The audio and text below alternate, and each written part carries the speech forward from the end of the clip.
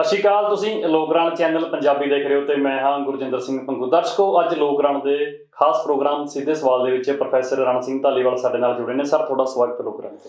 ਧੰਨਵਾਦ ਜੀ। ਸਰੋਤਿਆਂ ਨੂੰ ਵੀ ਸਤਿ ਸ਼੍ਰੀ ਅਕਾਲ ਜੀ। ਦਰਸ਼ਕੋ, ਗੱਲਬਾਤ ਕਰਾਂਗੇ। ਵੈਸੇ ਤਾਂ ਕਿਹਾ ਜਾਂਦਾ ਕਿ ਸਾਡਾ ਦੇਸ਼ ਲੋਕਤੰਤਰਿਕ ਦੇਸ਼ ਹੈ। ਜੋ ਸਾਡੇ ਜਦੋਂ ਅਸੀਂ 1947 ਦੇ ਵਿੱਚ ਆਜ਼ਾਦ ਹੋਏ ਸੀ, ਜਿਨ੍ਹਾਂ ਸ਼ਖਸੀਅਤਾਂ ਨੇ ਦੇਸ਼ ਨੂੰ ਆਜ਼ਾਦੀ ਲੈ ਕੇ ਦਿੱਤੀ ਸੀ, ਅੰਗਰੇਜ਼ਾਂ ਨਾਲ ਲੜੇ ਸੀ, ਉਹ ਸਨਮਾਨਯੋਗ ਨੇ। ਉਦੋਂ ਬੜਾ ਦੁੱਖ ਲੱਗਦਾ ਜਦੋਂ ਉਹਨਾਂ ਸਨਮਾਨਯੋਗ ਸ਼ਖਸੀਅਤਾਂ ਨੂੰ ਕੁਝ ਲੋਕ ਵੋਟਾਂ ਖਾਤਰ ਜਾਂ ਫਿਰ ਧਰਮਾਂ ਜਾਤਾਂ ਨੂੰ ਉਹ ਵੋਟਾਂ ਖਾਤਰ ਵੰਡਣ ਦਾ ਕੰਮ ਕਰਦੇ ਨੇ। ਇੱਦਾਂ ਦੀ ਇੱਕ ਖਬਰ ਸਾਹਮਣੇ ਆਈ ਹੈ। ਹਿੰਦੂ ਮਹਾਸਭਾ ਵੱਲੋਂ ਇੱਕ ਸਮਾਗਮ ਕਰਾਇਆ ਗਿਆ ਸੀ। ਉਸ ਸਮਾਗਮ ਦੇ ਵਿੱਚ ਨੱਥੂ ਰਾਮ ਗੋਡਸੇ ਦਾ ਉਹਨਾਂ ਨੇ ਸਨਮਾਨ ਕੀਤਾ ਗਿਆ ਹਾਰ ਪਾ ਕੇ। ਨੱਥੂ ਰਾਮ ਗੋਡਸੇ ਉਹ ਬੰਦਾ ਸੀ ਜਿਹਨੇ ਮਹਾਤਮਾ ਗਾਂਧੀ ਦੀ ਗੋਲੀ ਮਾਰ ਕੇ ਹੱਤਿਆ ਕੀਤੀ ਸੀ। ਇਹ ਜੋ ਸੰਦੇਸ਼ ਦੇਣਾ ਚਾਹੁੰਦੀ ਹੈ ਹਿੰਦੂ ਮਹਾਸਭਾ, ਇਹ ਕਿਤੇ ਨਾ ਕਿਤੇ ਭਾਵੇਂ ਚੁਣਾਵੀ ਮੁੱਦਾ ਤਾਂ ਉਹ ਬਣਾਉਣਾ ਚਾਹੁੰਦੇ ਨੇ, ਪਰ ਕਿਤੇ ਨਾ ਕਿਤੇ ਦੇਸ਼ ਦੇ ਜੋ ਲੋਕ ਵੱਸਦੇ ਨੇ, ਜੋ ਸੁਖੀ ਸੰਧੀ ਵੱਸਦੇ ਨੇ, ਭਾਈਚਾਰਕ ਤੌਰ ਤੇ ਵੱਸਦੇ ਨੇ, ਉਹਨਾਂ ਲਈ ਕਿਤੇ ਨਾ ਕਿਤੇ ਖਤਰੇ ਦੀ ਘੰਟੀ ਹੈ। ਕਿਉਂਕਿ ਹੁਣ ਜਿਵੇਂ ਦੇਸ਼ ਦਾ ਮਾਹੌਲ ਬਣ ਚੁੱਕਿਆ, ਪਹਿਲਾਂ ਸਿਆਸਤਾਂ ਮੁੱਦਿਆਂ ਤੇ ਚੋਣ ਲੜਦੀਆਂ ਸੀ, ਹੁਣ ਮੁੱਦਾ ਕਿਸੇ ਕੋਲ ਕੋਈ ਹੈ ਨਹੀਂ, ਕਿਉਂਕਿ ਹਰ ਸਰਕਾਰਾਂ ਵਾਅਦੇ ਕਰਕੇ ਮੁੱਕਰੀ ਹੋਈਆਂ ਨੇ। ਹੁਣ ਉਹ ਧਰਮਾਂ ਦੇ ਵਿੱਚ ਵੰਡ ਕੇ, ਜਾਤਾਂ ਦੇ ਵਿੱਚ ਵੰਡ ਕੇ ਇਹੋ ਜਿਹੇ ਵਰਤਾਰੇ ਨੇ, ਇਹ ਬਿਰਤਾਂਤ ਸਿਰਜਣਾ ਚਾਹੁੰਦੇ ਨੇ। ਅੱਗੇ ਉਹਨਾਂ ਨੇ ਕੀ ਕਿਹਾ? ਉਹਨਾਂ ਕਿਹਾ ਕਿ ਦੇਸ਼ ਨੂੰ ਵੰਡਣ ਦੇ ਵਿੱਚ ਗਾਂਧੀ ਦਾ, ਜਿਨ੍ਹਾਂ ਦਾ ਇੱਕ ਅਹਿਮ ਰੋਲ ਹੈ। ਇਸੇ ਖਾਸ ਮਸਲੇ ਤੇ ਗੱਲਬਾਤ ਕਰਾਂਗੇ। ਪ੍ਰੋਫੈਸਰ ਰਣ ਸਿੰਘ ਧਾਲੀਵਾਲ ਜੋ ਬੜੇ ਇਸ ਅਹਿਮ ਮਸਲੇ ਨੂੰ, ਗੁੰਝਲਦਾਰ ਮਸਲੇ ਨੂੰ ਤੁਹਾਡੇ ਨਾਲ ਇੱਕ ਤਰਤੀਬਵਾਰ ਉਹ ਸਾਂਝਾ ਕਰਨਗੇ ਪੂਰੇ ਮਸਲੇ ਨੂੰ। ਸਰ, ਤੁਸੀਂ ਕਿਵੇਂ ਦੇਖਦੇ ਹੋ ਜੋ ਇਹ ਬਿਆਨ ਦਿੱਤੇ ਜਾਂਦੇ ਨੇ ਜਾਂ ਫਿਰ ਇਹੋ ਜਿਹੇ ਘਟਨਾਕ੍ਰਮ ਘਟੇ ਜਾਂਦੇ ਨੇ ਕਿ ਨੱਥੂ ਰਾਮ ਗੋਡਸੇ ਦੀ ਫੋਟੋ ਤੇ ਹਾਰ ਪਾ ਦਿਓ, ਮਹਾਤਮਾ ਗਾਂਧੀ ਨੂੰ ਟਾਰਗੇਟ ਕਰੋ, ਕਹੋ ਕਿ ਇਹ ਦੇਸ਼ ਵੰਡਿਆ ਗਿਆ ਮਹਾਤਮਾ ਗਾਂਧੀ ਕਰਕੇ ਵੰਡਿਆ ਗਿਆ ਜਾਂ ਫਿਰ ਜਨਾਹ ਕਰਕੇ ਦੇਸ਼ ਵੰਡਿਆ ਗਿਆ। ਜਦੋਂ ਇੱਕ ਐਪੀਸੋਡ ਬੀਤ ਚੁੱਕਿਆ, ਉਹਨਾਂ ਗੱਲਾਂ ਨੂੰ ਬਾਰ-ਬਾਰ ਦੁਹਰਾਉਣ ਦਾ ਕੀ ਕਾਰਨ ਨੇ? ਦੇਖੋ, ਇਹ ਗੱਲ ਆਜ਼ਾਦੀ ਦੇ ਸਮੇਂ ਸਾਹਮਣੇ ਆ ਗਈ ਸੀ ਕਿ ਜਿਹੜੀ ਮੁਸਲਿਮ ਲੀਗ ਸੀ ਉਹਨੇ ਇੱਕ ਨਾਰਾ ਦਿੱਤਾ ਕਿ ਸਾਨੂੰ ਪਾਕਿਸਤਾਨ ਕਹਿ ਲਓ ਜਾਂ ਇਹ ਕਹਿ ਲਓ ਕਿ ਮੁਸਲਮਾਨਾਂ ਲਈ ਸਾਨੂੰ ਵੱਖਰਾ ਦੇਸ਼ ਚਾਹੀਦਾ ਹੈ। ਹਾਲਾਂਕਿ ਅੱਜ ਦੇ ਇਸ ਨਾਲ ਨਹੀਂ ਇਹਦਾ ਸਿੱਧਾ ਲਿੰਕ, ਸਿੱਖਾਂ ਨੇ ਇੱਕ ਸਟੈਂਡ ਲਿਆ, ਸਿੱਖਾਂ ਦੇ ਜਿਹੜੇ ਨੇਤਾਵਾਂ ਨੇ, ਕਿ ਨਹੀਂ, ਅਸੀਂ ਹਿੰਦੁਸਤਾਨ ਨਾਲ ਜਾਵਾਂਗੇ। ਹਿੰਦੁਸਤਾਨ ਨੇ ਆਪਣਾ ਨਕਸ਼ਾ ਇਹ ਬਣਾਇਆ ਕਿ ਅਸੀਂ ਇੱਕ ਸਪੈਸ਼ਲ ਧਰਮ ਵੱਲ ਝੁਕਾਅ ਨਾ ਰੱਖ ਕੇ ਸੈਕੂਲਰ ਸਟੇਟ ਬਣਾਵਾਂਗੇ, ਜਿਹਦੇ ਵਿੱਚ ਸਾਰੇ ਧਰਮਾਂ ਦੇ ਲੋਕ ਆਰਾਮ ਨਾਲ ਆਪਣੀ ਆਜ਼ਾਦੀ ਦਾ ਨਿੱਘ ਮਾਣਨਗੇ। ਉਹਦੇ ਵਿੱਚ ਬਹੁਤ ਸਾਰੇ ਮੁਸਲਿਮ ਜਾਤੀ ਦੇ ਲੋਕ ਜਿਨ੍ਹਾਂ ਨੇ ਆਜ਼ਾਦੀ ਲਈ ਕਾਫੀ ਸੰਘਰਸ਼ ਵੀ ਕੀਤਾ ਤੇ ਲੜਾਈ ਵੀ ਕੀਤੀ, ਆਪਣੀ ਆਹੂਤੀ ਵੀ ਦਿੱਤੀ, ਬਲੀ ਵੀ ਦਿੱਤੀ, ਬਲੀਦਾਨ ਵੀ ਦਿੱਤਾ, ਉਹ ਹਿੰਦੁਸਤਾਨ ਦੇ ਵਿੱਚ ਰਹਿ ਗਏ। ਜਿਹੜੀ ਹਿੰਦੂ ਮਹਾਸਭਾ ਸੀ, ਹਿੰਦੂ ਮਹਾਸਭਾ ਤੇ ਮੁਸਲਿਮ ਲੀਗ ਦੋਨਾਂ ਨੇ ਇਸ ਤਰ੍ਹਾਂ ਦਾ ਆਪਣਾ ਪ੍ਰੋਗਰਾਮ ਕਹਿ ਲਓ ਚਲਾਇਆ ਮੁਲਕ ਦੇ ਵਿੱਚ, ਜਿਹਦੇ ਨਾਲ ਦੋਨਾਂ ਕਮਿਊਨਿਟੀਜ਼ ਦੇ ਵਿੱਚ, ਹਿੰਦੂ ਤੇ ਮੁਸਲਮਾਨ ਦੇ ਵਿੱਚ ਨਫ਼ਰਤ ਜਿਹੜੀ ਵਧੀ। ਉਹ ਨਫ਼ਰਤ ਵਧਣ ਕਰਕੇ ਜਿਹੜੀ ਪਾਰਟੀਸ਼ਨ ਹੈ ਉਹ ਹੋਈ। ਜਦੋਂ ਕਿ ਮਹਾਤਮਾ ਗਾਂਧੀ ਚਾਹੁੰਦੇ ਸੀ ਕਿ ਇਹ ਪਾਰਟੀਸ਼ਨ ਨਾ ਹੋਵੇ। ਜੇ ਆਪਾਂ ਪਿਛੋਕੜ ਵਿੱਚ ਜਾਈਏ, ਇਹ ਵੀ ਕਿਤੇ ਨਾ ਕਿਤੇ, ਇੱਕਦਮ ਕਹਿਣਾ ਔਖਾ ਲੱਗਦਾ, ਪਰ ਕਿਤੇ ਨਾ ਕਿਤੇ ਇਹ ਵੀ ਸੱਚ ਹੈ ਕਿ ਇਹਦੇ ਕੋਈ ਸਿਆਸੀ ਕਾਰਨ ਹੋਣਗੇ ਜਿਹਦੇ ਕਰਕੇ ਮੁਹੰਮਦ ਅਲੀ, ਜਿਨ੍ਹਾਂ ਨੂੰ ਲੱਗਦਾ ਸੀ ਕਿ ਮੈਂ ਵੀ ਵੱਡਾ ਨੇਤਾ ਬਣ ਜਾਵਾਂ। ਪਰੰਤੂ ਉਸ ਤੋਂ ਬਾਅਦ ਕੀ ਹੋਇਆ ਕਿ ਬਹੁਤ ਸਾਲ ਜਿਹੜਾ ਉਹ ਹਿੰਦੂ ਮਹਾਸਭਾ ਦਾ ਹਿੰਦੂ ਕਾਰਡ ਸੀ ਉਹ ਚੱਲ ਨਹੀਂ ਸਕਿਆ। ਜਨਸੰਘ ਇੱਕ ਪਾਰਟੀ ਬਣੀ, ਉਹਨਾਂ ਨੇ ਆਪਣਾ ਬੜਾ ਜ਼ੋਰ ਲਾਇਆ। ਉਸ ਤੋਂ ਬਾਅਦ ਜਿਹੜਾ 1975 ਦੇ ਵਿੱਚ ਐਮਰਜੈਂਸੀ ਲੱਗੀ ਮੈਡਮ ਇੰਦਰਾ ਗਾਂਧੀ ਦੇ ਸਮੇਂ, ਜਦੋਂ ਉਹ ਪ੍ਰਧਾਨ ਮੰਤਰੀ ਸੀ, ਉਹ ਐਮਰਜੈਂਸੀ ਦੇ ਖਿਲਾਫ ਇੱਕ ਮਾਹੌਲ ਬਣਿਆ ਕਿ ਮੁਲਕ ਦੀਆਂ ਸਾਰੀਆਂ ਰਾਜਨੀਤਿਕ ਪਾਰਟੀਆਂ ਇਕੱਠੀਆਂ ਹੋ ਜਾਣ। ਇਕੱਠੀਆਂ ਹੋਣ ਤੋਂ ਬਾਅਦ ਉਸ ਸਮੇਂ ਇੱਕ ਨਵੀਂ ਪਾਰਟੀ ਉੱਭਰੀ, ਜਿਹਦੇ ਨੇਤਾ ਵਜੋਂ ਜੈ ਪ੍ਰਕਾਸ਼ ਨਾਰਾਇਣ ਨੇ ਉਹ ਮੂਵਮੈਂਟ ਲੀਡ ਕੀਤੀ। ਤੇ ਉਹ ਮੂਵਮੈਂਟ ਦੇ ਵਿੱਚ ਕੁਝ ਕਾਂਗਰਸ ਦੇ ਵੀ ਲੋਕ ਟੁੱਟ ਕੇ ਆਏ। ਬਾਕੀ ਜਿੰਨੀਆਂ ਰੀਜਨਲ ਪਾਰਟੀਆਂ ਸੀ, ਉਹਨਾਂ ਸਾਰਿਆਂ ਨੇ ਰਲ ਕੇ ਮੁਰਾਰਜੀ ਦੇਸਾਈ ਦੀ ਅਗਵਾਈ ਵਿੱਚ ਪ੍ਰਧਾਨ ਮੰਤਰੀ ਬਣ ਗਏ, ਇੱਕ ਸਰਕਾਰ ਬਣ ਗਈ। ਇਹ ਜਿਹੜੀ ਪਾਰਟੀ ਬਣੀ, ਇਹਦਾ ਨਾਂ ਸੀ ਉਸ ਸਮੇਂ ਜਨਤਾ ਪਾਰਟੀ। ਤੇ ਉਸ ਦੇ ਵਿੱਚ ਜਿਹੜਾ ਜਨਸੰਘ ਸੀ ਉਹ ਵੀ ਪੂਰੀ ਤਰ੍ਹਾਂ ਸ਼ਾਮਲ ਹੋ ਗਿਆ। ਤੇ ਉਹ ਸਰਕਾਰ ਦੇ ਵਿੱਚ ਜੇ ਮੈਂ ਤੁਹਾਨੂੰ ਨਾਂ ਦੱਸਾਂ, ਅਟਲ ਬਿਹਾਰੀ ਵਾਜਪਾਈ ਤੇ ਲਾਲ ਕ੍ਰਿਸ਼ਨ ਅਡਵਾਨੀ ਦੋਨੇ ਮੰਤਰੀ ਸੀ ਇਹ ਉਸ ਕੈਬਨਿਟ ਦੇ ਵਿੱਚ। ਔਰ ਉਹ ਸਰਕਾਰ ਵੀ ਇਸੇ ਕਰਕੇ ਟੁੱਟੀ। ਜਦੋਂ ਜਨਤਾ ਪਾਰਟੀ ਇੱਕ ਵੱਖਰੀ ਪਾਰਟੀ ਬਣ ਗਈ, ਉਹ ਇੱਕ ਮੁਰਾਰਜੀ ਦੇਸਾਈ ਦੀ ਅਗਵਾਈ ਦੇ ਵਿੱਚ, ਜੈ ਪ੍ਰਕਾਸ਼ ਨਾਰਾਇਣ ਦੀ ਡੈਥ ਹੋ ਜਾਂਦੀ ਹੈ ਫਿਰ ਉਸੇ ਸਮੇਂ 'ਚ, ਤੇ ਉਹਦੀ ਡੈਥ ਤੋਂ ਬਾਅਦ ਇਹ ਇੱਕ ਇਸ਼ੂ ਆ ਗਿਆ, ਜਿਹੜਾ ਇਹ ਪੁਰਾਣਾ ਜਨਸੰਘ ਸੀ, ਇਹਨੇ ਇੱਕ ਸਟੈਂਡ ਲਿਆ ਕਿ ਅਸੀਂ ਸਾਈਮਲਟੇਨੀਅਸਲੀ ਅਸੀਂ ਇਸ ਰਾਜਨੀਤਿਕ ਪਾਰਟੀ ਦੇ ਮੈਂਬਰ ਵੀ ਰਵਾਂਗੇ ਤੇ ਨਾਲੋਂ ਨਾਲ ਅਸੀਂ ਆਪਣੀ ਜਿਹੜੀ RSS ਹੈ ਇੱਕ ਸਾਡਾ ਸੰਗਠਨ, ਅਸੀਂ ਉਹਦੇ ਮੈਂਬਰ ਵੀ ਰਵਾਂਗੇ। ਉਸ ਸਮੇਂ ਵੀ ਇਹੋ ਜਿਹੇ ਇਸ਼ੂ ਆਏ। RSS ਹਮੇਸ਼ਾ ਕੋਸ਼ਿਸ਼ ਕਰਦੀ ਸੀ, ਉਹ ਹਿੰਦੂ ਮਹਾਸਭਾ ਵਾਲਾ ਗਰੁੱਪ ਕਹਿ ਲਓ, ਗੋਡਸੇ ਨੂੰ ਸਮੇਂ-ਸਮੇਂ ਤੇ ਪਹਿਲਾਂ ਵੀ ਇਹ ਖਬਰਾਂ ਆਉਂਦੀਆਂ ਰਹਿੰਦੀਆਂ ਸੀ, ਉਹ ਉਸ ਨੂੰ ਧੂਲ ਦੇ ਦਿੰਦੇ ਸੀ ਕਿਸੇ ਸਮੇਂ ਆ ਕੇ। ਪਰੰਤੂ ਉਸ ਸਮੇਂ ਇਸੇ ਕਰਕੇ ਉਹ ਸਰਕਾਰ ਟੁੱਟੀ, ਉਹ ਸਰਕਾਰ 'ਚੋਂ ਨਿਕਲ ਗਏ। ਜਦੋਂ ਉਹਨਾਂ ਨੇ ਕਿਹਾ ਕਿ ਅਸੀਂ ਇਸ ਪਾਰਟੀ ਦੇ ਮੈਂਬਰ, ਉਹ ਕਸ਼ਮਕਸ਼ ਚਲਦੀ ਅਲਟੀਮੇਟਲੀ ਉਹ ਪਾਰਟੀ ਟੁੱਟ ਗਈ ਤੇ ਉਹਦੇ ਵਿੱਚੋਂ ਭਾਰਤੀ ਜਨਤਾ ਪਾਰਟੀ ਇੱਕ ਵੱਖਰੀ ਪਾਰਟੀ ਪੈਦਾ ਹੋ ਗਈ। ਜਨਸੰਘ ਖਤਮ ਹੋ ਗਿਆ, ਭਾਰਤੀ ਜਨਤਾ ਪਾਰਟੀ ਦੇ ਵਿੱਚ ਅਜੇ ਵੀ ਖੁੱਲ੍ਹ ਹੈ ਕਿ ਭਾਰਤੀ ਜਨਤਾ ਪਾਰਟੀ ਦਾ ਕੋਈ ਮੈਂਬਰ ਉਹ ਭਾਰਤੀ ਜਨਤਾ ਪਾਰਟੀ ਦਾ ਮੈਂਬਰ ਵੀ ਰਹਿ ਸਕਦਾ ਹੈ ਤੇ ਨਾਲੋਂ ਨਾਲ RSS ਦਾ ਮੈਂਬਰ ਵੀ ਰਹਿ ਸਕਦਾ ਹੈ, ਜਦੋਂ ਕਿ ਦੂਜੀਆਂ ਪਾਰਟੀਆਂ ਦੇ ਵਿੱਚ ਇਹ ਨਹੀਂ ਹੈ। ਉਹਨਾਂ ਦਾ ਕਈ ਵਾਰੀ ਹੈ ਵੀ ਜਿਹੜਾ ਸਾਡੀ ਪਾਰਟੀ ਦਾ ਮੈਂਬਰ ਹੋਊਗਾ ਤਾਂ ਉਹ ਇਸ ਪਾਰਟੀ ਦਾ ਹੀ ਮੈਂਬਰ ਹੋਊਗਾ, ਇੱਦਾਂ ਦੇ ਸੰਗਠਨ ਦਾ ਨਹੀਂ ਹੋਊਗਾ। ਹੁਣ ਜਿਹੜੀ ਉਹ RSS ਦੀ ਆਈਡੀਓਲੋਜੀ ਹੈ ਜਾਂ ਉਹਦਾ ਵਿਚਾਰ ਹੈ, ਉਹਨਾਂ ਮੁਤਾਬਕ ਇਹ ਹੈ ਕਿ ਮਹਾਤਮਾ ਗਾਂਧੀ ਤੇ ਪੰਡਿਤ ਜਵਾਹਰ ਲਾਲ ਨਹਿਰੂ, ਸਰਦਾਰ ਪਟੇਲ, ਸੁਭਾਸ਼ ਚੰਦਰ ਬੋਸ ਵੀ ਕਾਂਗਰਸ ਦੇ ਇੱਕ ਵਾਰੀ ਪ੍ਰਧਾਨ ਵੀ ਰਹੇ ਨੇ, ਬਾਅਦ 'ਚ ਭਾਵੇਂ ਉਹਨਾਂ ਨੇ ਆਜ਼ਾਦ ਹਿੰਦ ਫੌਜ ਬਣਾ ਲਈ ਸੀ, ਮੌਲਾਨਾ ਆਜ਼ਾਦ, ਇਹ ਵੱਡੇ ਕੱਦ ਦੇ ਨੇਤਾ ਸੀ, ਬਾਬੂ ਰਾਜਿੰਦਰ ਪ੍ਰਸਾਦ, ਇਹਨਾਂ ਦੇ ਕੱਦ ਬਹੁਤ ਵੱਡੇ ਸੀ ਤੇ ਇਹਨਾਂ ਨੂੰ ਇਹ ਲੱਗਿਆ ਕਿ ਕਿਸੇ ਤਰ੍ਹਾਂ ਕਾਂਗਰਸ ਨਾਲੋਂ ਜੇਕਰ ਇਹਨਾਂ ਦਾ ਨਾਮ ਵੱਖ ਕੀਤਾ ਜਾਵੇ, ਕਿਉਂਕਿ ਜਿਹੜੀ ਹੁਣ ਕਾਂਗਰਸ ਹੈ, ਇਹ ਕਾਂਗਰਸ ਨੂੰ ਕਿਤੇ ਨਾ ਕਿਤੇ ਉਹਨਾਂ ਦੀ ਲਿਗੇਸੀ, ਉਹਨਾਂ ਕਰਕੇ ਲੋਕਾਂ ਦਾ ਝੁਕਾਓ ਕਾਂਗਰਸ ਵੱਲ ਰਹਿੰਦਾ ਹੈ। ਜਦੋਂ ਕਾਂਗਰਸ ਵਾਲੇ ਇਹ ਕਲੇਮ ਕਰਦੇ ਆ ਕਿ ਇਹ ਮਹਾਤਮਾ ਗਾਂਧੀ ਦੀ ਕਾਂਗਰਸ ਹੈ, ਇਹ ਸਰਦਾਰ ਪਟੇਲ ਦੀ ਕਾਂਗਰਸ ਹੈ, ਇਹ ਜਵਾਹਰ ਲਾਲ ਨਹਿਰੂ ਦੀ ਕਾਂਗਰਸ ਹੈ। ਹੁਣ ਉਸ ਗੱਲ ਨੂੰ ਇਹ ਧੋਣ ਲਈ BJP ਵੱਲੋਂ ਹੁਣ ਫੇਰ ਦੁਬਾਰੇ ਇਹ ਵੱਡਾ ਹਮਲਾ ਕੀਤਾ ਜਾ ਰਿਹਾ ਹੈ ਕਿ ਜੀ ਮਹਾਤਮਾ ਗਾਂਧੀ ਜਾਂ ਜਵਾਹਰ ਲਾਲ ਨਹਿਰੂ, ਇਹਨਾਂ ਦਾ ਕੋਈ ਬਹੁਤ ਵੱਡਾ ਯੋਗਦਾਨ ਨਹੀਂ ਸੀਗਾ। ਇਸੇ ਕਰਕੇ ਅੱਜ ਤੱਕ ਭਾਰਤ ਸਰਕਾਰ, ਈਵਨ ਨਾ BJP ਵਾਲੀ ਸਰਕਾਰ, ਨਾ ਮੋਦੀ ਜੀ, ਮਤਲਬ ਇਹ ਕੋਈ ਨੋਟੀਫਿਕੇਸ਼ਨ ਨਹੀਂ ਕਰਦੇ ਹੈਗੇ ਵੀ ਭਗਤ ਸਿੰਘ ਨੂੰ ਸ਼ਹੀਦ ਮੰਨ ਲੈਣ, ਏਦਾਂ ਵੀ ਨਹੀਂ ਹੈਗਾ, ਉਹ ਨਹੀਂ ਮੰਨਣਾ, ਪਰ ਉੱਦਾਂ ਭਗਤ ਸਿੰਘ ਦਾ ਨਾਂ ਵਰਤਣਾ ਹੈ ਕਿਹਦੇ ਖਿਲਾਫ, ਤਾਂ ਕਿ ਗਾਂਧੀ ਤੇ ਨਹਿਰੂ ਨੂੰ ਪਿੱਛੇ ਧੱਕਿਆ ਜਾਵੇ।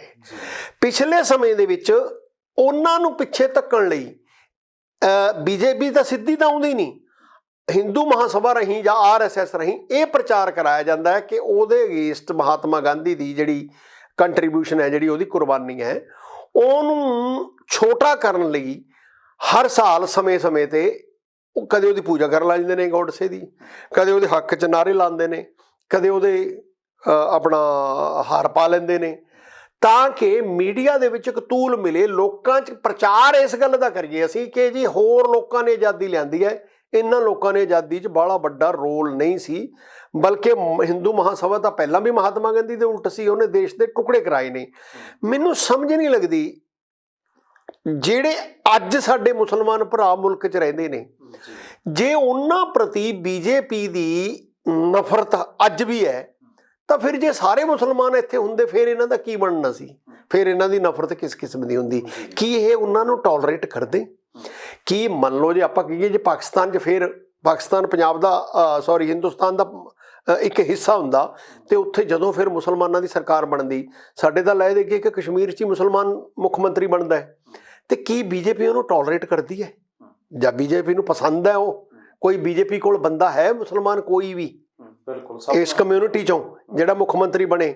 ਲੈ ਦੇ ਕੇ ਇਹਨਾਂ ਕੋਲੇ 2 ਬੰਦੇ ਸੀ, ਇੱਕ ਸ਼ਾਹ ਨਵਾਜ਼, ਉਹ ਸੈਂਟਰ ਦੇ ਮੰਤਰਾਲਿਆਂ 'ਚੋਂ ਕੱਢ ਕੇ ਉਹਨੂੰ ਉੱਥੇ ਫਿੱਟ ਕਰਤਾ ਹੁਣ ਆਪਣੇ ਸਟੇਟ ਦੀ ਸਰਕਾਰ 'ਚ।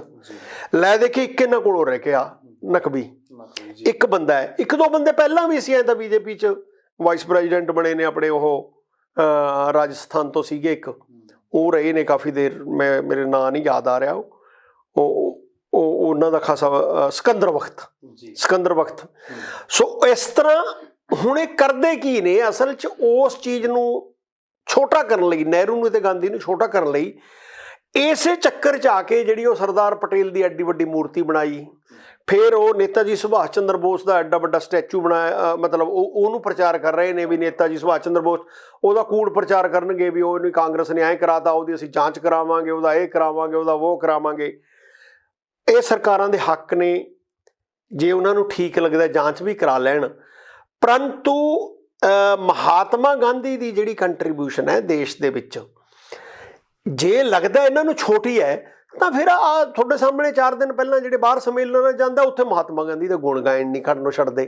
ਉੱਥੇ ਪ੍ਰਧਾਨ ਮੰਤਰੀ ਬਹੁਤ ਬੋਲਦੇ ਨੇ ਕਿ ਮਹਾਤਮਾ ਗਾਂਧੀ ਸਾਡੇ ਦੇਸ਼ ਦਾ ਵੱਡਾ ਨੇਤਾ ਸੀ, ਕਿਉਂਕਿ ਉਹ ਅਫਰੀਕਨ ਅੰਦੋਲਨ ਕਰਕੇ ਜਿਹੜਾ ਉੱਥੇ ਮਹਾਤਮਾ ਗਾਂਧੀ ਨੇ ਆਪਣੀ ਇੱਜ਼ਤ ਬਣਾਈ, ਤੇ ਜਿਹੜਾ ਉਹਨੇ ਚਿੱਟਿਆਂ ਤੇ ਕਾਲਿਆਂ ਦਾ ਫਰਕ ਸੀਗਾ ਅਫਰੀਕਾ ਦੇ ਵਿੱਚ, ਜਦੋਂ ਮਹਾਤਮਾ ਗਾਂਧੀ ਨੂੰ ਟ੍ਰੇਨ 'ਚੋਂ ਖਿੱਚਿਆ ਗਿਆ, ਜਿਹੜਾ ਉਹ ਅੰਦੋਲਨ ਦੇ ਵਿੱਚ ਉਹਨੇ ਐਜੀਟੇਸ਼ਨ ਚਲਾਈ, ਜਾਂ ਜਿਹੜਾ ਸ਼ਾਂਤਮਈ ਅੰਦੋਲਨ ਮਹਾਤਮਾ ਗਾਂਧੀ ਨੇ ਚਲਾਇਆ, ਉਹ ਸਾਰੇ ਨੂੰ ਇਹ ਭੁਲਾਉਣਾ ਚਾਹੁੰਦੇ ਨੇ। ਔਰ ਕਮਾਲ ਦੀ ਗੱਲ ਇਹ ਕਿ ਬੀਜੇਪੀ ਬਾਰ-ਬਾਰ ਕਹਿ ਰਹੀ ਹੈ ਵੀ ਅਸੀਂ ਹਿਸਟਰੀ ਦੁਬਾਰਾ ਲਿਖਾਂਗੇ। ਹਿਸਟਰੀ ਦੁਬਾਰਾ ਹੋ ਸਕਦਾ ਹੈ, ਜੇ ਕੋਈ ਕੁਤਾਹੀ ਹੋਵੇ, ਵੱਡੀ ਕੁਤਾਹੀ ਹੈ, ਉਹ ਕਰੈਕਟ ਕਰ ਲੈਣੀ ਚਾਹੀਦੀ ਹੈ, ਪਰ ਕੀ ਇਹ ਚਾਹੁੰਦੇ ਨੇ ਕਿ ਆਉਣ ਵਾਲੀ ਹਿਸਟਰੀ 'ਚ ਅਸੀਂ ਦੱਸ ਦਈਏ ਵੀ ਮਹਾਤਮਾ ਗਾਂਧੀ ਦਾ ਕੋਈ ਯੋਗਦਾਨ ਨਹੀਂ ਸੀ। ਦੇਖੋ, ਇਸ ਤਰ੍ਹਾਂ ਕਿਸੇ ਦੇ ਯੋਗਦਾਨ ਨੂੰ ਭੁਲਾਉਣਾ, ਇਹ ਮੈਨੂੰ ਇਹ ਲੱਗ ਰਿਹਾ ਹੈ ਕਿ ਆਪ ਨੂੰ ਛੋਟਾ ਕਰਨਾ ਹੈ। ਜੇ ਕੋਈ, ਮੈਂ ਨਹੀਂ ਕਹਿੰਦਾ ਸਿਆਸਤ ਦੇ ਵਿੱਚ ਹੋ ਜਾਂਦੇ ਨੇ ਕੋਈ ਗਲਤ ਕੰਮ ਵੀ ਹੋਏ ਹੋਣਗੇ, ਗਲਤ ਦਾ ਮਤਲਬ ਇਹ ਨਹੀਂ, ਮੈਂ ਇਲੀਗਲ ਕੰਮ ਨਹੀਂ ਕਹਿੰਦਾ, ਗਲਤ ਦਾ ਮਤਲਬ ਜਦੋਂ ਵੱਡੇ ਫੈਸਲੇ ਲੈਣੇ ਪੈਂਦੇ ਨੇ ਨਾ, ਮਤਲਬ ਸਾਰਾ ਕੁਝ ਇੱਕ ਬੰਦੇ ਦੇ ਹੱਥ 'ਚ ਨਹੀਂ ਹੁੰਦਾ। ਜਦੋਂ ਅੰਦੋਲਨ ਸ਼ੁਰੂ ਹੋ ਗਿਆ ਕਿ ਪਾਕਿਸਤਾਨ ਇੱਕ ਵੱਖਰਾ ਮੁਲਕ ਬਣੇ, ਤਾਂ ਮਹਾਤਮਾ ਗਾਂਧੀ ਦੇ ਹੱਥ ਵਸ ਸਾਰਾ ਕੁਝ ਨਹੀਂ ਸੀ, ਤੇ ਮਹਾਤਮਾ ਗਾਂਧੀ ਵੀ ਜਦੋਂ ਕਤਲੋਗਾਰਤ ਇੰਨੀ ਹੋ ਗਈ, ਤਾਂ ਉੱਥੇ ਸ਼ਾਇਦ ਮਹਾਤਮਾ ਗਾਂਧੀ ਨੂੰ ਵੀ ਇਹ ਲੱਗਿਆ ਕਿ ਇੰਨੀ ਕਤਲੋਗਾਰਤ ਹੋਣ ਨਾਲੋਂ ਬੈਟਰ ਹੀ ਹੋਵੇਗਾ ਕਿ ਮੁਲਕ ਦੋ ਬਣ ਜਾਣ, ਫਿਰ ਘੱਟੋ ਘੱਟ ਲੋਕ ਤਾਂ ਨਾ ਮਰਨ। ਲੱਖਾਂ ਲੋਕਾਂ ਦਾ ਮਤਲਬ ਮੌਤ ਦੇ ਘਾਟ ਉਤਾਰੇ ਗਏ, ਰਾਤੋਂ ਰਾਤੀ ਨਫ਼ਰਤ ਫੈਲਾਈ ਗਈ, ਔਰ ਉਹ ਨਫ਼ਰਤ ਵੀ ਇਸ ਤਰ੍ਹਾਂ ਦੇ ਲੋਕਾਂ ਦੇ ਜਿਹੜਿਆਂ ਦੀ ਸੋਚ ਇੱਦਾਂ ਦੀ ਸੀ, ਉਹ ਰਾਤੋਂ ਰਾਤ ਨਫ਼ਰਤ ਕਰਕੇ ਇੰਨੀ ਕਤਲੋਗਾਰਤ ਹੋਈ। ਸੋ ਇਸ ਕਰਕੇ ਮੈਂ ਇਹ ਕਹਿਣਾ ਕਿ ਹੈਰਾਨੀ ਦੀ ਗੱਲ, ਜੇ ਤਾਂ ਕੋਈ ਬੰਦਾ ਸਾਡੇ ਪ੍ਰਧਾਨ ਮੰਤਰੀ ਜੀ ਬਾਰੇ ਕੁਝ ਬੋਲਦੇ, ਉਹ ਤਾਂ 1 ਮਿੰਟ 'ਚ ਦੇਸ਼ ਧਰੋਹੀ ਹੋ ਜਾਂਦਾ ਹੈ। ਜਦੋਂ ਇੱਕ ਗਰੁੱਪ ਪਬਲਿਕਲੀ ਰਾਸ਼ਟਰਪਿਤਾ ਦੇ ਖਿਲਾਫ ਉਹਨੂੰ ਮਾਰਨ ਵਾਲਾ ਜਿਹੜਾ ਬੰਦਾ, ਜਿਹਦੇ ਬਾਰੇ ਆਪਾਂ ਇਹ ਕਹਿੰਦੇ ਆ ਵੀ ਉਹ ਸਾਬਤ ਹੋ ਗਿਆ ਵੀ ਉਹਨੇ ਮਾਰਿਆ, ਤੇ ਉਹ ਇਸ ਨੂੰ ਸ਼ਾਨ ਸਮਝਣ ਵੀ ਹਾਂ ਮਾਰਿਆ ਹੈ ਜੀ, ਤੇ ਅਸੀਂ ਉਸ ਦੀ ਪੂਜਾ ਕਰਾਂਗੇ। ਔਰ ਉਹ ਪੂਜਾ ਕੌਣ ਕਰਦੇ ਨੇ? ਇਹਨਾਂ ਦੇ ਹੀ, ਮਤਲਬ ਉਹ ਇਹਨਾਂ ਦੇ ਜਨਰਲ ਸੈਕਟਰੀ ਵੀ ਬਣ ਜਾਂਦੇ ਨੇ ਇੱਧਰ ਆ ਕੇ, ਉਹ RSS 'ਚ ਇਹਨਾਂ ਦੇ, ਮਤਲਬ ਉਹਨਾਂ ਦਾ ਸਿਸਟਮ ਹੈ, ਇਹਨਾਂ ਦੇ ਪੂਰਾ ਹਾਵੀ ਨੇ। ਉਹ ਮੈਂ ਇਹਨੂੰ ਛੜਯੰਤਰ ਕਹੂੰਗਾ ਕਿ ਇਸ ਤਰ੍ਹਾਂ ਜਾਂ ਤਾਂ ਸਿੱਧੇ ਰੂਪ 'ਚ ਬੀਜੇਪੀ ਨੂੰ ਐਲਾਨ ਕਰ ਦੇਣਾ ਚਾਹੀਦਾ ਕਿ ਅਸੀਂ ਮਹਾਤਮਾ ਗਾਂਧੀ ਨੂੰ ਪਿਤਾ ਨਹੀਂ ਮੰਨਦੇ, ਜਦੋਂ ਸਾਡੀ ਸਰਕਾਰ ਆਊਗੀ ਅਸੀਂ ਨੋਟੀਫਿਕੇਸ਼ਨ ਕਰਾਂਗੇ ਕਿ ਉਹ ਸਾਡਾ ਰਾਸ਼ਟਰਪਿਤਾ ਨਹੀਂ ਹੈ, ਜਾਂ ਤਾਂ ਮਤਲਬ ਇਹ ਸਟੈਂਡ ਲੈਣ, ਤਾਂ ਕਿ ਪਬਲਿਕ ਨੂੰ ਭੰਬਲ ਭੂਸੇ 'ਚ ਨਾ ਪਾਉਣ। ਜਾਂ ਮਤਲਬ ਇਹ ਸਿੱਧਾ ਮੈਂ ਨਹੀਂ ਕਹਿੰਦਾ, ਮੈਂ ਉਸ ਗੱਲ ਦੇ ਵੀ ਕਿਸੇ ਹੱਦ ਤੱਕ ਹੱਕ 'ਚ ਹਾਂ, ਜਾਂ ਇਹਨਾਂ ਨੂੰ ਸਿੱਧਾ ਕਹਿਣਾ ਚਾਹੀਦਾ ਹੈ ਕਿ ਕਾਂਗਰਸ ਨੂੰ ਚਾਹੀਦਾ ਕਿ ਹੁਣ ਮਹਾਤਮਾ ਗਾਂਧੀ ਤੇ ਪੰਡਿਤ ਨਹਿਰੂ ਦਾ ਨਾ ਵਰਤਿਆ ਕਰਨ, ਹੁਣ ਆਪਦੇ ਲੈਵਲ ਦੀ ਸਿਆਸਤ ਕਰਨ, ਹੁਣ ਉਹ ਪੁਰਾਣੇ ਹੋ ਗਏ, ਐਵੇਂ ਆਪਦੀ ਗੱਲ ਕਰਨ। ਪਰੰਤੂ ਇਹ ਹੈ ਵੀ ਉਹ ਕਾਂਗਰਸ ਦੇ ਪੁਰਾਣੇ ਫਾਰਮਰ ਪ੍ਰਧਾਨ ਰਹੇ ਨੇ ਭਾਈ, ਵੱਡੇ ਨੇਤਾ ਰਹੇ ਨੇ, ਕਾਂਗਰਸ ਵਾਲੇ ਉਹਨਾਂ ਦਾ ਫਾਇਦਾ ਲੈਣਗੇ, ਕਿਉਂ ਨਹੀਂ ਲਾਉਣਗੇ? ਇਹ ਵੀ ਤਾਂ ਹੁਣ ਤੱਕ ਮੁਖਰਜੀ ਕਰਦੇ ਰਹਿੰਦੇ ਨੇ, ਗੋਲਵਾਲਕਰ ਕਰਦੇ ਰਹਿੰਦੇ ਨੇ, ਉਹ ਵੀ ਤਾਂ ਉਹਨਾਂ ਜ਼ਮਾਨਿਆਂ ਦੇ ਹੀ ਨੇ ਨਾ। ਮਤਲਬ ਜੇ ਇਹਨਾਂ ਨੂੰ ਉਹ ਅਧਿਕਾਰ ਹੈ ਤਾਂ ਕੁਦਰਤੀ ਉਹਨਾਂ ਨੂੰ ਵੀ ਅਧਿਕਾਰ ਹੈ। ਸੋ ਇਸ ਕਰਕੇ ਇਹ 'ਚ ਮੈਨੂੰ ਇਹ ਲੱਗ ਰਿਹਾ ਕਿ ਜਾਣ ਬੁੱਝ ਕੇ ਇੱਕ ਬੀਜੇਪੀ ਨੇ ਇੱਕ ਫਾਇਦਾ ਉਠਾਇਆ। ਦੇਖੋ, ਬੀਜੇਪੀ ਮੁਸਲਮਾਨ ਕਮਿਊਨਿਟੀ ਤੇ, ਜਿਹੜੀ ਮੁਹੰਮਦਨ ਮੁਸਲਿਮ ਕਮਿਊਨਿਟੀ ਹੈ, ਉਹ ਤੇ ਜਦੋਂ ਹਮਲਾ ਕਰਦੇ ਨੇ ਤਾਂ ਉਹਦੇ ਰਿਐਕਸ਼ਨ 'ਚ ਜਦੋਂ ਮੁਸਲਿਮ ਕਮਿਊਨਿਟੀ ਇਕੱਠੀ ਹੁੰਦੀ ਹੈ ਡਰ ਚੋਂ, ਤਾਂ ਉਹ ਇੱਕ ਨਵੇਂ ਡਰ ਚੋਂ ਜਿਹੜੇ ਹਿੰਦੂ ਲੋਕ ਨੇ ਉਹ ਦੂਜੇ ਧੁਰੇ ਤੇ, ਦੂਜੇ ਪੋਲ ਤੇ ਇਕੱਠੇ ਹੋ ਜਾਂਦੇ ਨੇ, ਤੇ ਉਹ ਇਕੱਠੇ ਹੋ ਕੇ ਅਲਟੀਮੇਟਲੀ ਉਹਨਾਂ ਦਾ ਫਾਇਦਾ ਹੈ ਜਿਹੜਾ ਉਹ ਬੀਜੇਪੀ ਨੂੰ ਮਿਲਦਾ ਹੈ।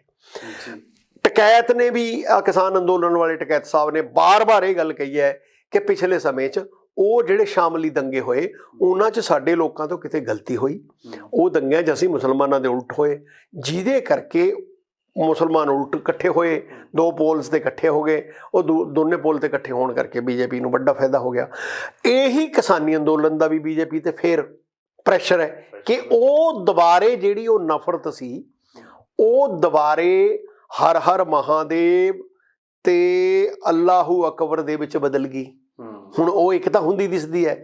ਮੈਨੂੰ ਇਹ ਲੱਗਦਾ ਕਿ ਉਹ ਸਿਚੁਏਸ਼ਨ ਚੋਂ ਹੁਣ ਇਹਨਾਂ ਨੂੰ ਡਰ ਲੱਗ ਰਿਹਾ ਹੈ ਕਿ ਕਿਉਂ ਨਾ ਪਹਿਲਾਂ ਵਾਲੀ ਸਿਚੁਏਸ਼ਨ 'ਚ ਉਹ ਜਿਹੜੀ ਨਫ਼ਰਤ ਹੈ ਉਹ ਪੈਦਾ ਕੀਤੀ ਜਾਵੇ ਤੇ ਉਹ ਨਫ਼ਰਤ ਪੈਦਾ ਕਰਕੇ ਉਹ ਜਿਹੜਾ ਪੋਲਰਾਈਜੇਸ਼ਨ ਦੇਵੇ, ਇੱਕ ਧਿਰ ਇੱਧਰਲੇ ਪੋਲ ਤੇ ਇਕੱਠੀ ਹੋ ਜਾਏ, ਦੂਜੀ ਧਿਰ ਇੱਧਰਲੇ ਪੋਲ ਤੇ, ਕਿ ਉਹ ਸਿਚੁਏਸ਼ਨ ਦਾ ਫਾਇਦਾ ਲਿਆ ਜਾਵੇ। ਪਹਿਲਾਂ ਵੀ ਇੱਦਾਂ ਕਰਦੇ ਰਹੇ ਨੇ, ਹੁਣ ਵੀ ਕਰਨ। ਧਾਲੀਵਾਲ ਸਾਹਿਬ ਇਸੇ ਗੱਲ ਨੂੰ ਲੈ ਕੇ ਇੱਕ ਤਾਂ ਕਿ ਜੋ ਇਹ ਪੂਰਾ ਘਟਨਾਕ੍ਰਮ ਹੋਇਆ ਮਹਾਤਮਾ ਗਾਂਧੀ ਲੈ ਕੇ ਕਿ 2024 ਲਈ ਬੀਜੇਪੀ ਸਰਕਾਰ ਪਲਾਨ ਕਰ ਰਹੀ ਹੈ। ਦੂਜਾ, ਰਾਜਨਾਥ ਸਿੰਘ ਬਾਰ-ਬਾਰ ਕਹਿੰਦੇ ਨੇ, ਹੁਣ ਫਿਰ ਬਿਆਨ ਆਇਆ ਉਹਨਾਂ ਦਾ ਕਿ ਜੋ ਮੁਸਲਮਾਨ ਭਾਈਚਾਰਾ ਇਹਦਾ ਰਾਸ਼ਟਰਵਾਦੀ ਹੈ ਜੀ। ਫਿਰ ਤੁਹਾਨੂੰ ਕੀ ਲੱਗਦਾ ਕਿ ਇਹ ਜੋ ਪਲਾਨ ਹੋ ਰਿਹਾ, ਇਹ ਪਲਾਨ 2024 ਨੂੰ ਲੈ ਕੇ ਇੱਕ ਮਾਹੌਲ ਕ੍ਰੀਏਟ ਕੀਤਾ ਜਾ ਰਿਹਾ? 2024 ਤੋਂ ਪਹਿਲਾਂ ਦਾ ਯੂਪੀ ਦੀ ਇਲੈਕਸ਼ਨ ਪਈ ਹੈ। ਜਿਹੜੀ ਪ੍ਰੋਬਲਮ ਹੈ, ਤੁਸੀਂ 24 ਤਾਂ ਦੂਰ ਹੈ, ਇਹ ਤਾਂ ਜਿਹੜੀ ਕਮਿੰਗ ਫਰਵਰੀ ਵਾਲੀ ਇਲੈਕਸ਼ਨ ਹੈ ਨਾ, ਇਹਦੇ ਲਈ ਤੁਰੰਤ ਤਾਣਾ ਬਾਣਾ ਬੁਣਿਆ ਜਾ ਰਿਹਾ ਕਿ ਇਹ ਤਾਂ ਇਮੀਡੀਏਟ ਹੁਣ ਕੀ ਕਰੀਏ।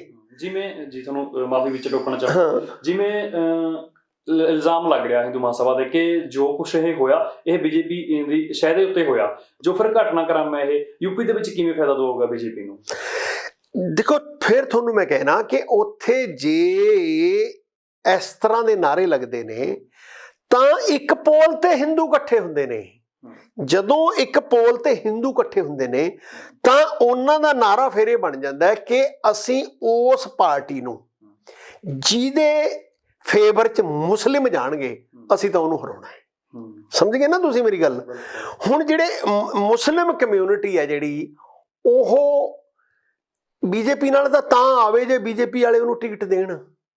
ਤੁਸੀਂ ਮੈਨੂੰ ਦੱਸੋ ਨਾ, ਉਹਨਾਂ ਮਤਲਬ ਬੀਜੇਪੀ ਦੱਸੇ ਪੂਰੇ ਹਿੰਦੁਸਤਾਨ 'ਚ ਕਿ 543 ਚੋਂ ਕਿੰਨੇ ਮੁਸਲਿਮਾਂ ਨੂੰ ਟਿਕਟ ਦਿੱਤੀ ਇਹਨਾਂ ਨੇ? ਉਹਨਾਂ ਨੂੰ ਤਾਂ ਇਹ ਰਲਾਉਂਦੇ ਹੀ ਨਹੀਂ। ਉਹ ਤਾਂ ਲੈ ਦੇ ਕੇ ਇੱਕ ਦੋ ਜਿਹੜੇ ਰੱਖੇ ਹੋਏ ਨੇ, ਮਾਫ ਕਰਨਾ ਮੈਂ ਮਤਲਬ ਜਾਤੀ ਤੌਰ ਤੇ ਨਹੀਂ ਕਹਿੰਦਾ, ਪਰ ਜਿਹੜੇ 2-3 ਨਾਂ ਮੈਂ ਪਹਿਲਾਂ ਲੈ ਚੁੱਕਾ ਤੁਹਾਨੂੰ, ਨਕਵੀ ਜੀ ਦਾ ਤੇ ਆਪਣੇ ਇਹਨਾਂ ਦਾ ਸ਼ਾਹਨਵਾਜ਼ ਦਾ, ਇਹ ਦੋਨੇ ਵੀ ਹਿੰਦੂ ਘਰਾਣੇ 'ਚ ਵਿਆਹੇ ਹੋਏ ਨੇ, ਜੇ ਤੁਹਾਡੀ ਜਾਣਕਾਰੀ ਹੋਵੇ। ਮਤਲਬ ਸਿਰਫ ਉਹ ਮੁਸਲਮਾਨ ਹੀ ਐਕਸੈਪਟਡ ਨੇ, ਐ ਨਹੀਂ ਹੈਗਾ। ਇਹ ਬੀਜੇਪੀ ਜਾਂ ਹਿੰਦੂਵਾਦੀ ਵੱਡੇ ਨੇਤਾਵਾਂ ਦੇ ਘਰੇ ਵਿਆਹੇ ਹੋਏ ਨੇ, ਕਿਉਂਕਿ ਆਪਾਂ ਇਹ ਜਾਤੀ ਚੱਕਰਾਂ 'ਚ ਪੈਂਦੇ ਨਹੀਂ ਕਿ ਇਹ ਹੱਕ ਹੈ ਕਿਸੇ ਦਾ, ਕੋਈ ਕਿਤੇ ਵਿਆਹ ਕਰਵਾ ਸਕਦਾ, ਇਹ ਕੋਈ ਗੱਲ ਨਹੀਂ ਹੈਗੀ ਵਿਸ਼ੇਸ਼। ਪਰ ਜਦੋਂ ਹੋਰ ਕੋਈ ਆਉਂਦਾ ਫਿਰ ਇਹ ਲਫ਼ਜ਼ ਜਹਾਦ ਖੜਾ ਹੋ ਜਾਂਦਾ ਹੈ। ਜੇ ਇਹ ਹੁਣ ਫਿਰ ਨਹੀਂ ਇਹਨਾਂ ਨੂੰ ਲਫ਼ਜ਼ ਜਹਾਦ ਦਿਖਦਾ, ਫਿਰ ਕਿਤੇ ਲਫ਼ਜ਼ ਜਹਾਦ ਨਹੀਂ ਦਿਖਾਈ ਦਿੰਦਾ ਵੀ ਇਹ ਵੀ ਤਾਂ ਹਿੰਦੂ ਘਰਾਂ 'ਚ ਵਿਆਹੇ ਨੇ, ਫਿਰ ਇਹਨਾਂ ਨੂੰ ਤੁਸੀਂ ਕਿਉਂ ਐਕਸੈਪਟ ਕਰੀ ਜਾਂਦੇ ਹੋ? ਸੋ ਇਸ ਕਰਕੇ ਇਹ ਇਹਨਾਂ ਦੀ ਚਾਲ ਹੈ। ਅੱਛਾ, ਦੂਜਾ, ਜਦੋਂ ਇਹਨਾਂ ਨੂੰ ਇਹ ਗੱਲ ਕਵਾਂਗੇ ਫਿਰ ਉਹਦੀ ਇਹ ਉਸ ਗੱਲ ਤੇ ਆਉਂਦੇ ਨੇ ਵੀ ਇਹ ਤੇ ਜਾਤੀ ਅਮਲ ਹੈ ਜੀ।